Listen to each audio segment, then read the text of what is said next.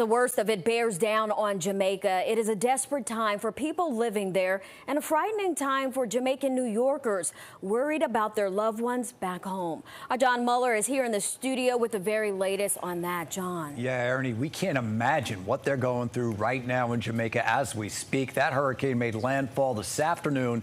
Again, the worst storm to hit the island since records began 174 years ago. Power outages, severe flooding, mudslides, catastrophic winds are all being reported. Storm surge and deadly winds unleashing their destructive power across Jamaica. A storm that is making history as the worst to hit the island nation in almost 200 years. A Pix 11 viewer sending us this video showing his relatives in Mandeville recording the rising floodwaters outside their home Tuesday morning. Front gate completely gone. The trees have been swallowed. We're stuck. Nobody cannot cross it.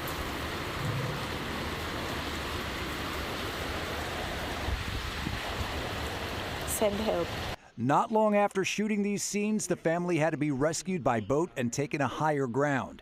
800 shelters across the island of Jamaica are open. We are from the rural area in St. Catherine, and the last thing we saw is that all the roads were flooded out. The Jamaican Progressive League in the Bronx is collecting food from New Yorkers to send to the island. Sadie Campbell, who runs the efforts, also worries for her family in St. Catherine. Communication stopped Tuesday morning.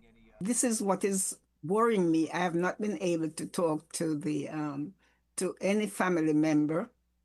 Their phones seem to be all cut off. The U.S. Defense Department has released dramatic footage of views inside Hurricane Melissa. Forecasters expect it to unleash catastrophic flooding, landslides, and widespread damage. Making matters worse, Melissa is moving slowly. If it stays for a very long time, you're not just dealing with saturation. You're dealing with a higher level of destruction, a higher probability of landslides, a higher probability of flooding, even in areas where flooding would not have taken place. Deadly flooding and mudslides have already been reported. The full effects won't be known until Melissa blows through and the waters recede.